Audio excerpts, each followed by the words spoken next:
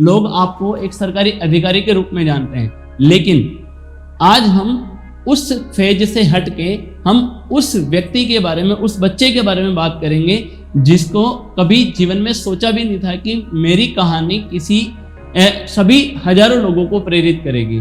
पापा से मैंने बहुत कुछ सीखा है और पापा ने हमेशा एक सलाह दी कि कुछ अच्छा करना है, बेहतर करना है जीवन में, तो कहीं ना कहीं पढ़ाई एकमात्र रास्ता है। घर की आर्थिक परिस्थिति की वजह से आपने आईआईटी की तैयारी नहीं कर पाए।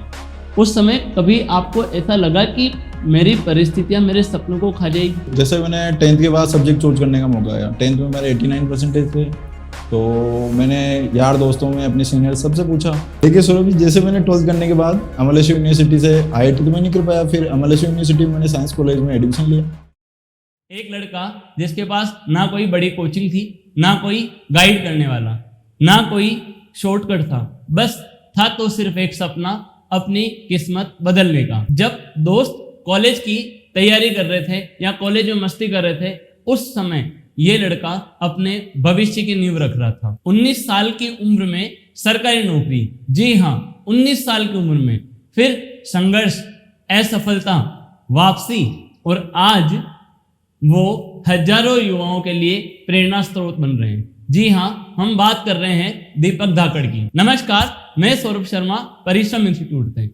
दोस्तों, सफलता की कहानियां तो हम सब सुनते हैं, लेकिन आज हम सफलता की नहीं, उस संघर्ष की, उस कीमत की बात करेंगे जो सफलता पाने के लिए चुकानी पड़ती है। आज हमारे साथ है दीपक धाकड़ जी, जो एक ऐसा नाम जिसने हमें सिखाया कि अगर इरादे मजबूत हो तो गांव की मिट्टी से उठकर भी, एक छोटे से गांव से उठकर भी वो सफलता का परचम लहराया जा सकता है। दीपक जी, स्वागत है आपका परिश्रम इंस्टीट्यूट के पॉडकास्ट पर। आप एक सरकारी अधिकारी के रूप में यहाँ बैठे हैं, लोग आपको एक सरकारी अधिकारी के रूप में जानते हैं, लेकिन आज हम उस फेज से हट के हम उस व्यक्ति के बारे में, उस बच्चे के बारे में बात करेंगे जिसको कभी जीवन में सोचा भी नहीं था कि मेरी कहानी किसी सभी हजारों लोगों को प्रेरित करेगी।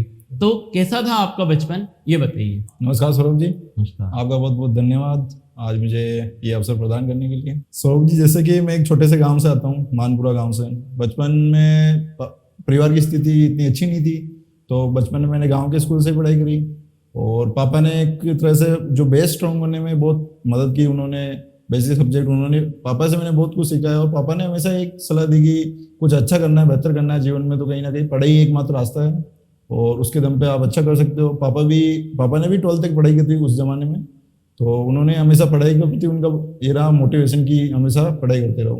बाद में मैंने बिजुले आया, 6th क्लास में बिजुले आ गया था। इसके बाद 6th में मैंने बिजुले से पढ़ाई करी और एक संघर्ष की कहानी में ये भी था कि जैसे मैंने, आजकल बच्चे अपन देखते हैं कि कोई साइकिल का प्रयोग नहीं करता है, लेकिन मैंने खुद ने 10th के बाद 11th-12th में, मतलब मैं गाँव से बिजुले साइकिल से आता था, कोचिंग जाता था, उसके बाद स्कूल जाता था, वापस घर जाना। 10वीं में आपके बहुत अच्छे अंक आए, लेकिन घर की आर्थिक परिस्थिति की वजह से आपने आईआईटी की तैयारी नहीं कर पाए। उस समय कभी आपको ऐसा लगा कि मेरी परिस्थितियां मेरे सपनों को खा जाएगी? जी सौरभ जी, बिल्कुल। जैसे मैंने 10th के बाद सब्जेक्ट चूज करने का मौका आया, 10th में मेरे 89% थे, तो मैंने यार दोस्तों में अपने सीनियर सबसे पूछा, तो कहीं ना कहीं उन्होंने सलाह दी कि मैथ्स लेनी चाहिए, अच्छे परसेंटेज बने तो कहीं ना कहीं। फिर मैंने भी सोचा मैथ्स में आगे क्या कर सकते हैं, क्या इंजीनियरिंग कर सकते हैं, आईआईटी कर सकते हैं, तो उसके बारे में जानकारी लेने के बाद मैंने मैथ्स ली। मैथ्स लेने के बाद जैसे 11th-12th हुई, 12th के बाद जैसे अब 12th के साथ मैंने वो आईआईटी मेंस और एडवांस दिए थे। उस टाइम इतने अच्छे नंबर नहीं आए क्योंकि तैयारी नहीं हो पाई थी इतनी, तो बाद में फिर आया कि कहाँ से तैयारी कर सकते हैं, तो कोटा से अच्छी कोचिंग हैं तो वहाँ से तैयारी कर सकते हैं, लेकिन कोटा में कोचिंग की फीस, रहने खाने, हर चीज़ के लिए कहीं ना कहीं बहुत ज़्यादा पैसे की जरूरत थी, तो घर पे इतना था भी नहीं और उसके बाद भी इतना कॉन्फिडेंस था कि क्या पता कर पाएंगे नहीं कर पाएंगे, आगे क्या होगा। तो फिर पापा से पूछा, पापा ने कहा कि चलो कोई नहीं, आईआईटी नहीं कर पाओ तो कुछ जीवन में और कुछ बेहतर करेंगे, कुछ अच्छा करेंगे। देखिए सौरभ जी, जैसे मैंने 12th करने के बाद अमलेश्वर यूनिवर्सिटी से आईआईटी तो मैं नहीं कर पाया, फिर अमलेश्वर यूनिवर्सिटी में मैंने साइंस कॉलेज में एडमिशन लिया बीएससी के लिए। और उसके बाद जैसे मेरी 2017 में 12th हुई थी, 18 में फर्स्ट ईयर कंप्लीट हुआ। फर्स्ट ईयर कंप्लीट होने के बाद जैसे गर्मी छुट्टियां लगती हैं नॉर्मली, तो मेरे जितने भी दोस्त थे वो सारे घर आ गए। उस टाइम 2 वैकेंसी आई हुई थी, एक थी एलडीसी और दूसरी थी राजस्थान पुलिस में कांस्टेबल की। तो मैंने फॉर्म भरे और पहले इतना तैयारी का वो नहीं था कि पता नहीं था एक बार में लगेंगे नहीं लगेंगे, तो इतना वो मोटिवेशन नहीं था। तो फिर पापा ने बोला कि घर पे आके क्या करेगा, गर्मी की छुट्टियों में वही रह के कोचिंग वोचिंग कर लो, ताकि थोड़ा बहुत कुछ तो फाइट कर पाओ, कम से कम एग्जाम में कुछ अच्छा कर पाओ।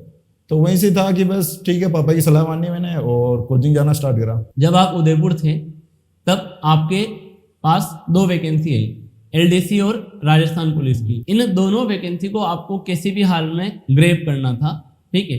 तो इसमें आपको कॉन्फिडेंस कैसा था, या आपको डर लगा था, या कॉन्फिडेंस डाउन था?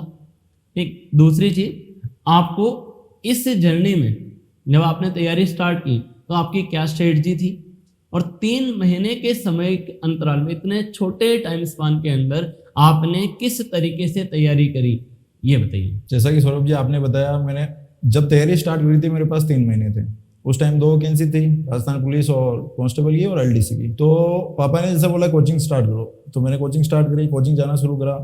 तब मैंने पहली बार वो राजस्थान जीके इन सब से मेरा मतलब एक तरफ से मैंने पढ़ना शुरू करा उन सबको। तो जैसे कोचिंग गया मैंने, 2-5 दिन क्लासेस ली। उसके बाद मुझे लगा कि कहीं ना कहीं मैथ्स है, जो रीजनिंग है, इंग्लिश है, इंग्लिश ग्रामर जो है, हिंदी ग्रामर है, ये मेरे पहले से कंप्लीट थे एक तरह से। उनको ज़्यादा पढ़ने की आवश्यकता थी नहीं, और समय भी मेरे पास कम था। तो मैंने ये सोचा कि समय कम है, राजस्थान जीके अपना कहीं ना कहीं वीक सब्जेक्ट था, उसको पढ़ना जरूरी था। तो मैंने ये स्ट्रेटजी अपनाई कि जो क्लासेस जो पहले से सब्जेक्ट मेरे अच्छे से तैयार थे, तो उनकी क्लासें मैंने कहीं ना कहीं कोचिंग से स्किप करने की कोशिश करी। उनको कोचिंग, उनका समय मैंने सेल्फ स्टडी में दिया। और बाकी जो जैसे जीके थे, जीके में हमारा एक टीचर अच्छे थे, कहीं ना कहीं वो आरएस मेंस की तैयारी कर रहे थे, तो अच्छा पढ़ाते थे। तो उनकी क्लास जो मैं अटेंड करता था, उससे क्या मेरा जीके मैंने पहली बार ही पढ़ा था, तो उससे मेरा अच्छा बेस स्ट्रॉन्ग हुआ एक तरह से। और बाकी सेल्फ स्टडी की 3 महीने में, और जो एग्जाम ओरिएंटेड जो पढ़ाई होती है, जैसे स्मार्ट स्टडी कर सकते हैं अपन, टू द पॉइंट, और जो क्या इंपॉर्टेंट है अपने पास, क्योंकि समय इतना था नहीं, तो जो इंपॉर्टेंट चीजें थी वही पढ़ना शुरू किया, बस उससे एग्जाम दिया। उम्र सिर्फ 19 साल, राजस्थान पुलिस में चयन हो गया आपका। उस दिन आपका मन में फील कैसा था, उस दिन कैसा फील आया आपको? और जब आपने घर वालों को बताया तो घर का माहौल कैसा था? देखिए सौरभ जी, जब मैंने रिजल्ट देखा, जब पीडीएफ में रोल नंबर ढूंढते हैं, तो पहले अंदर बहुत नर्वसनेस थी, कैसे बोलता मिलेगी या नहीं मिलेगी, घर वालों को क्या जवाब देना है, फेल हो गए तो कैसे सामना करना है। लेकिन जब रिजल्ट देखा, रोल नंबर मिले, तो अंदर से बहुत खुशी हुई कि शायद जो पहला एग्जाम था लाइफ का, उसमें अपन सफलता प्राप्त करी। फिर घर पे पापा को फ़ोन किया, उनको भी बहुत अच्छा लगा।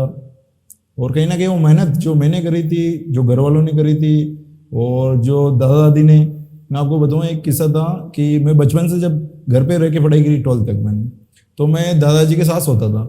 उनको जब मैं कहता था सुबह 4 बजे जगह देना, मेरे एग्जाम है या पढ़ाई करनी है मेरे को, तो एग्जैक्ट वो 4 बजे जगह देते थे मेरे को। सुबह में ज़्यादा पढ़ाई करता था।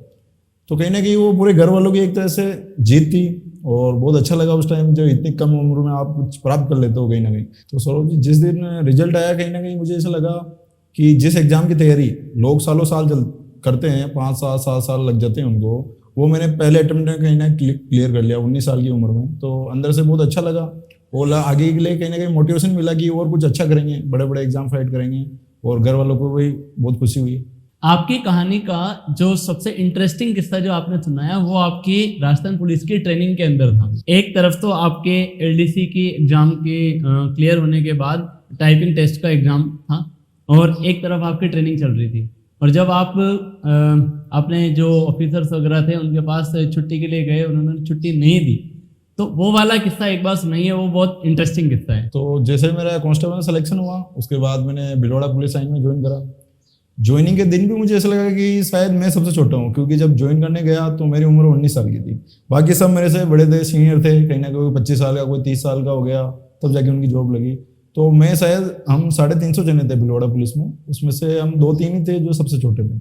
उसके बाद जैसे ट्रेनिंग का नंबर आया, वैसे तो कांस्टेबल की ट्रेनिंग राजस्थान में हो जाती है, 5-6 सेंटर हैं, लेकिन उस टाइम हमारा बैच बड़ा था पूरे राजस्थान पुलिस का, तो 12-13 हज़ार का था। तो उस टाइम हमें भिलवाड़ा पुलिस को जो सेंटर मिला वो बीएसएफ का मिला था। बीएसएफ टेकनपुर ग्वालियर में पड़ता है, तो ग्वालियर से थोड़ा 30-35 किलोमीटर दूर है। वहाँ जैसे ट्रेनिंग का सेंटर मिला, तब तक मेरा क्या कांस्टेबल के साथ में एलडीसी का एग्जाम भी मतलब दे दिया था हमने। फिर बाद में जब कांस्टेबल में जल्दी ज्वाइनिंग हो गई, उसके बाद उसका रिजल्ट आया, एलडीसी का भी रिजल्ट आ गया था, पास हो गया था। फिर टाइपिंग टेस्ट की तैयारी थी, तो कम से कम 9 महीने की ट्रेनिंग होती है, तो 7-8 महीने मेरे बीत चुके थे। उसी बीच मुझे जैसे टाइपिंग की डेट आई, उसके बाद मैं तैयारी करना शुरू कर दिया। तैयारी का भी यूँ था कि हमारे जैसे जो रहने का था वो 2 मंजिल का था, फर्स्ट फ्लोर सेकंड फ्लोर था। तो तैयारी के लिए कहीं टेबल वेबल थी नहीं वहाँ, क्योंकि पढ़ाई का ऐसा माहौल था नहीं वहाँ। तो मैंने टेबल का जुगाड़ किया छत पर, कहीं ना कहीं पुरानी टेबल थी उससे तोड़ मोड़ के सही जुगाड़ किया। तो टाइपिंग के लिए था कि आपको एक लैपटॉप चाहिए और अच्छी, मतलब जो एग्जाम में जैसा माहौल मिलेगा वैसे बिल्कुल तैयारी करनी है। 10 मिनट की टाइपिंग होती है शायद ऐसा। तो उस अंधेरे में जब सब लोग कहीं ना कहीं इंजॉय करते थे, उस टाइम मैंने वो टाइपिंग की तैयारी जारी रखी ट्रेनिंग के साथ भी। उसके बाद जब टाइपिंग टेस्ट का एग्जाम का दिन आया तो मेरी final POP passing out parade होनी थी, उसके लगभग 10-15 दिन पहले वो एग्जाम की डेट आ गई थी। तो हम 3 जने थे पूरी ट्रेनिंग में जिनका टाइपिंग टेस्ट था। तो मेरा 1 दिन पहले था और 2 जनों का 1 दिन बाद में था टाइपिंग का टेस्ट। तो जैसे ही हम तीनों ने मिलकर एप्लीकेशन लगाई बीएसएफ में, बीएसएफ भी हमें ट्रेनिंग करा रही थी उस टाइम। तो बीएसएफ के जो अधिकारी थे उनका ये मानना, उन्होंने क्या छुट्टी के लिए मना कर दिया। उनका मानना था कि कहीं ना कहीं पासिंग आउट परेड है, उसमें कहीं जो जगह फिक्स हो जाती है आपको कैसे परेड की तैयारी करनी है फाइनली, तो कहीं ना वो तैयारी मिस हो जाएगी, फिर एक तरह से उसमें समस्या आ जाएगी कहीं ना कहीं। तो उन्होंने छुट्टी के लिए मना कर दिया। मेरा ये था कि मैंने इतनी जो मेहनत करी थी वो अगर एग्जाम देने नहीं जाता तो वो कहीं ना कहीं पूरी तरह से मेहनत बर्बाद हो जाती। और घर वालों का भी यूँ था कि पुलिस में जब मैंने लगा तो घर पे मैं अकेला हूँ, भाई बहन भी नहीं है, तो घर वालों का ये था कि कहीं ना कहीं ये आसपास, मतलब ऐसी जॉब करे जो आसपास हो अपने, वो घर आ सके वापस। पुलिस में ये होता है कि आपको छुट्टियां मिलती नहीं है। मैं जब 2 साल रहा तब भी मुझे ऐसा फील हुआ कहीं ना कहीं होली दीपावली अपन घर नहीं आ सकते। छुट्टी ऐसे टाइम मिलती है जब आप कोई त्योहार ही नहीं है, घर आने का कोई ज़्यादा मतलब निकलता नहीं है। तो छुट्टी के लिए मना कर दिया। फिर मैंने घर पे पापा से बात करी। पापा ने कहा कि तेरी मेहनत करी है, तूने तैयारी करी है, तो एग्जाम देने तो जा, जो बाद में होगा जो देखा जाएगा, कि अपनी जो मेहनत की है उसको आगे बढ़ो। मेरे साथ 2-3 राजस्थान पुलिस के अपने यहाँ से जो थानेदार गए थे, सीआई थे, वो भी गए थे हमारे साथ। तो वो भी अच्छे कोऑपरेटिव थे। उनसे मैंने बात करी, सर मुझे क्या करना चाहिए, आप बताइए थोड़ा बहुत। उन्होंने भी कहा कि तू तो चला जाए एग्जाम देने, जो होगा जो बाद में अपन देख लेंगे। तो फाइनली जब पासिंग आउट परेड की तैयारी थी तो दोपहर को हमें लंच टाइम होता है, तो उस टाइम खाना खा के थोड़ी देर रेस्ट कर लेते हैं हम सब। तो जैसे रेस्ट का टाइम था तो 1 दिन पहले मैं वहाँ से भाग गया। वहाँ से गया, पास में कोई बस ली मैंने, बस लेके मैं ग्वालियर पहुंचा, ग्वालियर से ट्रेन में जयपुर आया। अब जैसे वापस रोल कॉल हुआ, 3-4 बजे होता है वापस, सबकी हाजिरी भरते हैं, तो उसमें पता चला कि वो नहीं है। तो मेरे फ़ोन भी पीछे से फ़ोन करे, पहले हमारे जो मॉनिटर था उसने फ़ोन करा, बाद में जो बीएसएफ के अधिकारी थे उन्होंने फ़ोन करा, लेकिन मुझे ये था कि एग्जाम देना है, अगर फ़ोन उठा लिया तो फिर बाद में और मैटर बढ़ सकता है, तो मैंने किसी का फ़ोन अटेंड नहीं करा। फिर एग्जाम दे के आया, अगले दिन रात को वापस मैं ट्रेनिंग सेंटर पहुँच गया। अगले रात पहुँचा तो मुझे पता था कुछ ना कुछ तो एक्शन लेना है। हो सकता है कि वापस भी भेज दे, ट्रेनिंग भी रद्द कर दे, कहीं वापस जाना पड़ जाए, वापस ट्रेनिंग करनी पड़ जाए। तो अगले दिन जैसे मॉर्निंग में हुआ, सबके वापस हाजिरी भरी, तो मेरे को अलग से निकाल दिया गया। तो मुझे लगा कि ना कि कुछ बड़ा होने वाला है। तो फिर बीएसएफ के जो अधिकारी थे हमारे, तो उन्होंने मुझे ऑफिस में बुलाया, चेंबर के अंदर गया, जिन्होंने मतलब मेरी छुट्टी के लिए मना करा था, वो सीनियर थे, उनके सामने पेश हुआ। तो उन्होंने पूछा कि क्या हुआ, एग्जाम हो गया? तो मैंने कहा हाँ सर हो गया। तो अब क्या करना है अब तुझे? तो फिर वो थोड़ा गुस्से में आ गए थे ऐसे, तो उन्होंने वो सुनाया, कहा कि अब तू घर जाऊँगा। एक डायलॉग अभी भी याद आता है मुझे, वो उन्होंने कहा कि अब तूने एग्जाम तो दे दिया भाग के, अब मैं यहाँ से रेस्टिकेट कर रहा हूँ, तुझे घर भेज रहा हूँ, घर जा भगवान के जाके अगरबत्ती लगाना कि तेरा सिलेक्शन हो जाए एलडीसी में, वरना यहाँ से तो तू जा रहा है। तो मैंने बहुत रिक्वेस्ट करी, सर आगे से ऐसे गलती नहीं करूँगा, ऐसे ऐसे। तो उनका एक जवाब था कि आगे से तो 10-15 दिन की ट्रेनिंग बची है, अब आगे क्या है। तो फिर भी मेरे आंखों से आंसू आ गए, क्योंकि इतनी 9 महीने की ट्रेनिंग करके घर जाना, फिर कहीं ना कहीं अपने साथियों में अच्छा नहीं लगता है उसे। तो उस टाइम तो उनके गुस्से में थे, तो मुझे बाहर खड़ा कर दिया भाई। तो 1-2 घंटे मैं ऑफिस के बाहर खड़ा रहा। फिर वापस जैसे उनका लंच का टाइम हुआ, उनका गुस्सा थोड़ा शांत हुआ, फिर मुझे अंदर बुलाया और मेरे से एक ही बात कही थी कि परेड कर लेगा क्या तुम? मैंने कहा सर कर लूँगा परेड। तो उन्होंने कहा ठीक है चला जा। वहाँ से मैं जैसे उन्होंने भेजा तो मुझे सांस में सांस आई, क्योंकि उससे पहले उन्होंने वहाँ के जो बाबू लोग थे उनको बुला के बोल दिया था कि इसके कागज़ तैयार करो, अभी के अभी इसको रेस्टिकेट करते हैं, अभी के अभी भेजना है इसको। तो ये था कि वहाँ किसी को जानते भी नहीं ग्वालियर में, भाई यहाँ होते तो किसी से फ़ोन ही करा दो कि हाँ यार थोड़ा कम देख लेना ऐसे ऐसे। तो वहाँ तो किसी को जानते नहीं, बीएसएफ है, उनके हिसाब से वो चलते हैं। तो कहीं ना कहीं वहाँ से जब उन्होंने छोड़ा तो वो रिलैक्सेशन मिला। और जो मेरे साथ 2 साथी और थे, जब मैं भागा था उनको और बुला के बता दिया था अगर तुम तो भागे तो मैं तो रेस्टिकेट करेंगे ही करेंगे, उनको और ज़्यादा डरा दिया। तो आज भी वो उस दिन नहीं भाग पाए, ना एग्जाम दे पाए उनको, और आज भी वो पुलिस में ही है। और मेरे को अभी मिले थे एक साथी, तो उनका ये कहना था कि तूने अच्छा किया जो भाग गया, तो ट्रेनिंग भी होगी और तू आगे भी बढ़ गया। एलडीसी के बाद मैं अभी जूनियर अकाउंटेंट में आ गया, और वो अभी के अभी पुलिस में ही। कहीं ना कहीं फिर परिवार की कंडीशन ऐसी होती है कि आप आगे तैयारी नहीं कर पाते हो, जो एक मौका मिलता है वो एक बार अगर निकल गया तो कहीं बड़ी मुश्किल होती है दूसरा मौका ढूंढना। ये था। और एक वाकया और था हमारे साथ कि हम ग्वालियर में गए, एक झील थी जिसमें मगरमच्छ रहते थे, मतलब अंग्रेजों के ज़माने की है वो, और बीएसएफ को दे रखी थी। तो हमारे जंगल कैंप हुआ था। तो जंगल कैंप में जैसे कि अपन एक्टिविटी देखते हैं कि आर्मी में कोई ऊपर से कूद रहे हैं, कीचड़ में निकल रहे हैं, वैसा। तो कीचड़ में निकले हम, लास्ट में हमें क्या बोला कि झील देख के आ जाओ। तो हम लास्ट में थे 5-7 जने। तो हमने सोचा भाई यार झील में, अब पूरे कीचड़ में हो गए थे कपड़े वपड़े सारे, तो हमने सोचा झील में नहा लेते हैं। तो जैसे झील में नहाने लगे, फिर बीएसएफ वो लोग आए नहीं है, 5-10 मिनट हो गए, फिर वो बुलाने आए। फिर लास्ट में उन्होंने वापस हमें अलग से खड़ा किया। फिर हमें मतलब ऐसे कहा कि इसमें मगरमच्छ है, अगर तुम्हें कुछ हो जाता तो तुम्हारा क्या होता, घर वालों क्या जवाब देते हैं, हमारी जिम्मेदारी थी। तो हमें भी शायद इतना पता नहीं था कि उसमें मगरमच्छ ऐसा कुछ है। तब उन्होंने हमें एक सजा दी कि दोपहर को जो हमारा लंच टाइम होता था, जहाँ हम रेस्ट करते थे 2-3 घंटे का, उस टाइम उन्होंने बोल दिया कि इनको दिन में भी ग्राउंड में ले जाओ और कड़ी धूप में इनको पीटी परेड और जो रनिंग वो सारा कराओ इनको। एक तरह से सजा दे दी हमें एक्स्ट्रा। वो सजा मिली, उस दिन हम ग्राउंड में गए और आज मुझे याद है उस दिन मेरे हाथ में कंकड़ चुभा था यहाँ, और इतना खतरनाक वो हो गया था। फिर पट्टी बांधनी पड़ी, हॉस्पिटल रेस्ट भी करना पड़ा मेरे को। लेकिन ट्रेनिंग के वो दिन थे, बहुत अच्छे थे। और जैसे कि अपन देखते हैं कि ट्रेनिंग में ऐसा अनुशासन का जो आप बता रहे थे, अनुशासन पुलिस में बहुत महत्वपूर्ण होता है। और कहीं ना कहीं वो अनुशासन थोड़ा था मैंने, लेकिन मेरी किस्मत अच्छी थी कि कहीं ना कहीं सबने मेरा साथ दिया था। क्योंकि जब मैं बीएसएफ में वहाँ ट्रेनिंग के लिए गया था, तब मुझे पता था कि मुझे एलडीसी के लिए एग्जाम के लिए छुट्टी लेनी है। मतलब मिले ही नहीं मिले वो बात की बात है, छुट्टी लेनी है तो कहीं ना कहीं मुझे अधिकारियों के संपर्क में रहना पड़ेगा। तो उसके लिए जब गया था मैं, तभी मैंने ऑफिस का काम ज्वाइन कर लिया था। वहाँ पे कंप्यूटर वर्क था, मुझे पता टाइपिंग आती है, तो मैंने ऑफिस का काम ज्वाइन कर लिया, जिससे अधिकारियों में थोड़ी बहुत पहचान हो गई थी कि हाँ ये है एग्जाम की तैयारी कर। तो बाकी अधिकारियों ने मुझे सपोर्ट किया और इस तरह से मैंने वो एलडीसी का टाइपिंग टेस्ट दिया और आज फिर उससे निकल पाया कहीं ना कहीं। दोस्तों, लोग सफलता देखते हैं, उसके पीछे का संघर्ष नहीं देखते। आरएएस के एग्जाम, मेंस एग्जाम में कुछ नंबरों से रह जाना, स्टेनोग्राफर के एग्जाम में लास्ट मोमेंट पर रह जाना, ये 2 ऐसे मौके आए जब इन्होंने राजस्थान पुलिस और एलडीसी का एग्जाम निकालने के बाद ऐसे मौके आए। तो जब लगातार आपको संघर्ष सफलता मिल रही हो और उसके बाद वाला जब एग्जाम अपन ने लिया और उसके बाद जैसे स्टेनोग्राफर में आप रह गए, आरएएस में आप रह गए, तो आपको कैसा फील आया कि यार बहुत हो गया, या नौकरी के साथ में किसी और चीज़ की नौकरी की तैयारी या सरकारी किसी एक बड़े एग्जाम की तैयारी हम लोग नहीं कर पाएंगे, क्या ऐसा फील आया था आपको? कहीं ना कहीं मेरा मानना था कि मुझे जीवन में मतलब आगे और तैयारी करनी है। जब मैं पुलिस में था तभी मेरे साथी लोग जो जितने भी थे उनका एक ही कहना था, क्योंकि मेरे परसेंटेज अच्छे थे उस टाइम 10th-12th में, बाकी सब लोग थे मतलब एवरेज थे या किसी के अच्छे थे, तो उनका यही कहना था कि तुझे आगे तैयारी करनी चाहिए। मैंने आरएस का भी पहली बार जब सोचा था जब पुलिस में भर्ती होने के बाद, शायद पहले मैं आरएस का कभी सोचा भी नहीं, कभी ऐसे जानते भी नहीं थे ऐसा एग्जाम भी होता है, क्योंकि उस टाइम गाइडेंस थी नहीं पूरी तरह। तो साथी लोगों ने मोटिवेट करा, कहीं ना कहीं मुझे भी फील अंदर से फील आया कि मोटिवेट हुआ कि मुझे तैयारी करनी चाहिए शायद आगे। तो जैसे एलडीसी में होने के बाद भी मैंने तैयारी जारी रखी, उसके बाद मैं कभी तैयारी को छोड़ा नहीं। और आगे जैसे तैयारी में फिर मैंने सबसे पहले स्टेनोग्राफर का दिया था एग्जाम, क्योंकि मुझे होता है कि एलडीसी में आगे बढ़ना है, कहीं ना ग्रेड पे अच्छी करनी है मुझे, स्टेनोग्राफर की ग्रेड पे भी अच्छी होती है।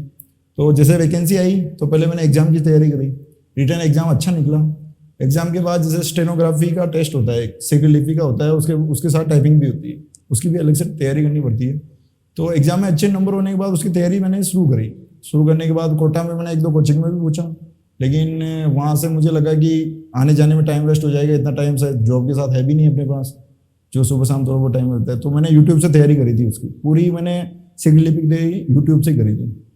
जब एग्जाम हुआ तो सेक्रेट लिपि का एग्जाम भी अच्छा हुआ, स्टेनो का भी। फिर मुझे लगा कि कॉन्फिडेंस था कि इस एग्जाम में हो जाऊंगा, मैं पास हो जाऊंगा। ऑफिस वालों को भी सबको लगा कि पास हो जाएगा, घर वालों को भी पूरा विश्वास था।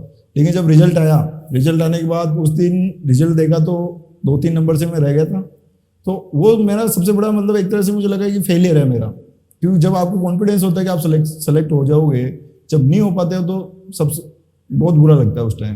फिर मैंने घर वालों को भी बताया, पापा को, कि नहीं हो पाया सिलेक्शन, तो वो भी थोड़े मायूस हुए।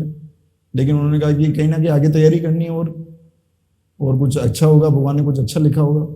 तो बाद में मैंने आगे तैयारी करी, फिर आरएस के एग्जाम भी दिए 2 बार मैंने, मतलब फर्स्ट बार दोनों प्री हुए, फिर मेंस के एग्जाम भी दिए और 12-13 नंबर से दोनों में रह गया मैं। कहीं ना कहीं आगे तैयारी जारी है और कहीं ना कहीं इससे ये सीख मिलती है कि तैयारी कंटिन्यू रखनी चाहिए अपने को, कभी छोड़ना नहीं है। कितने ही फेलियर आए लाइफ में, उनसे आगे बढ़ना है और जैसे टाइम मैनेज करना है कहीं ना कुछ अच्छा होता है। आरएस के मेंस में आप 2 बार रह गए और स्टेनोग्राफर की असफलता के बाद आपको ये हिम्मत वापस से कैसे जुटाई, वो आत्मविश्वास कैसे लाए कि मैं जूनियर अकाउंटेंट निकाल लूँगा? क्योंकि मैंने अभी आप जो है अभी जूनियर अकाउंटेंट की पोस्ट पर कार्यरत हैं, तो ये पोस्ट के लिए आपने कैसे तैयारी करी और वो आत्मविश्वास वापस से कि वो कहते हैं ना बाउंस बैक होना, तो बाउंस बैक कैसे किया? कहीं ना कहीं जब स्टेनोग्राफी में आरएस में सफलता प्राप्त नहीं हुई, आरएस की तैयारी तो इतनी अच्छे से कर भी नहीं पाया मैं, शायद अब वापस करनी है आगे, लेकिन स्टेनोग्राफी में जो असफलता मिली कहीं ना कहीं उससे बहुत मायूसी हुई, लगा कि अब आगे कुछ हो पाएगा या नहीं हो पाएगा। तो उसके लिए, और जो एलडीसी में मैं कोटा कलेक्ट्रेट में कार्यरत था, वहाँ भी मतलब प्रेशर ज़्यादा ही होता है काम का, सुबह से शाम तक आपको फ्री नहीं हो पाते हो आप। तो उसके बीच कहीं ना कहीं जब जूनियर अकाउंटेंट की वैकेंसी आई, पहले शायद एक तारीख थी, जो उस तारीख पे एग्जाम नहीं हो पाया, उस टाइम मेरी तैयारी भी थोड़ी अच्छी नहीं थी, लेकिन जब एग्जाम आगे बढ़ गया तो मुझे लगा शायद भगवान ने एक मौका दे दिया मुझे वापस तैयारी करने का। तो उसके बाद मैंने वापस तैयारी शुरू करी, और जो जीके वीके बाकी पहले से मेरे तैयार था ही सही, एक पेपर उसमें पूरा मतलब अकाउंटेंसी का इनका होता है, तो वो मैंने बिल्कुल नहीं पढ़ रखी थी पहले, लेकिन उनकी भी तैयारी करी, अंदर में कहीं ना कहीं कॉन्फिडेंस था। जब आप 1-2 एग्जाम क्लियर हो जाते हैं तो अपने आप को कॉन्फिडेंस आ जाता है आपको कि आप इतने एग्जाम क्लियर करें तो आगे भी कर ही लोगे। कहीं ना कहीं जो मेरी असफलता के पीछे ये था कि मुझे नौकरी के साथ टाइम नहीं मिल पा रहा था, क्योंकि नौकरी के साथ आपको टाइम मैनेज करना बहुत डिफिकल्ट होता है। तो मैंने डिसाइड किया कहीं ना कहीं टाइम मैनेज करना है अपने को। जब ऑफिस टाइम में तो आपको पढ़ाई का टाइम मिल नहीं पाता है, तो ऑफिस से पहले जो सुबह जल्दी उठ के पढ़ाई करना और शाम को भी देर रात तक पढ़ाई करना, वो कहीं ना कहीं जो निरंतरता मैंने बनाई रखी और पढ़ाई के लिए 4-5 घंटे रोज के निकाले, उससे कहीं ना कहीं सफलता मिली मेरे को जूनियर अकाउंटेंट। पॉडकास्ट से पहले अपन जब चर्चा कर रहे थे तो आपने एक चीज बोली थी, एक लाइन बोली थी जो मेरे दिल को काफी छू गई कि लोग मेरे को बोलते थे सौरभ जी की मैंने दोस्त नहीं बनाए, तो मैंने उनको ये बोलता था कि मैंने मेरी दोस्ती किताबों से कर ली थी, मेरे को उस टाइम पे दोस्त की जरूरत नहीं थी। तो इस चीज को आपने कैसे फील किया? कहीं ना कहीं सौरभ जी जब मैं मतलब कॉलेज के टाइम के बाद से मैं पढ़ाई में लग गया, चाहे कांस्टेबल का हो, एलडीसी का हो, कंटिन्यू मैंने पढ़ाई जारी रखी। तो उस बीच कहीं ना कहीं मैं अपनी दोस्ती को टाइम नहीं दे पाया, इतने अच्छे दोस्त नहीं बना पाया, क्योंकि ये था कि मैंने पढ़ाई को टाइम देता तो दोस्त नहीं बनते, और दोस्ती को टाइम देता तो कहीं ना कहीं पढ़ाई नहीं हो पाती। तो मैंने पढ़ाई को दोस्त बनाया। जैसे दोस्त आपको कहीं ना कहीं आगे बढ़ाता है, मुश्किल समय में आपकी मदद करता है, आपको आगे बढ़ाता है, सुख दुख का आपका साथी होता है, उसी तरह कहीं ना कहीं पढ़ाई ने मुझे वो मुकाम हासिल कराया, मुझे आगे बढ़ाया। तो इसीलिए पढ़ाई मेरी सबसे अच्छी दोस्त बनी। कॉलेज लाइफ को मिस किया बहुत? बिल्कुल, कॉलेज लाइफ को बहुत मिस किया। कॉलेज तो आप गए नहीं? सबसे ज्यादा मैंने मिस तब करा क्योंकि जब मेरी सगाई हो गई थी, तो मेरी मंगेतर जब वो कॉलेज में थी, तो कहीं ना कहीं उनको देख के मुझे लगता था कि यार मैंने कॉलेज लाइफ को बहुत ज्यादा मिस करा। तो आपका जूनियर अकाउंटेंट का जो पेपर था वो तो आपकी सगाई के बाद हुआ था? बिल्कुल बाद हुआ था। तो उस टाइम पे आपके जो फियांसे थे उन्होंने किस तरीके से कोई मोरल सपोर्ट दिया या फिर आपको खुद को ही था कि यार नहीं, बिल्कुल उनका पूरा साथ रहा, उन्होंने पूरा मोरल सपोर्ट दिया। तो ऐसा होता है ना कि अपन जीवन साथी से कभी जैसे बात नहीं हो पा रही अपने, क्योंकि पढ़ाई करते हैं तो समय कम मिल पाता है, थोड़ा बातचीत कम हो पाती है। तो ऐसा नहीं था, उनकी कभी शिकायत नहीं करी कि प्रेशर थोड़ी आया कभी? नहीं, ऐसा प्रेशर नहीं था।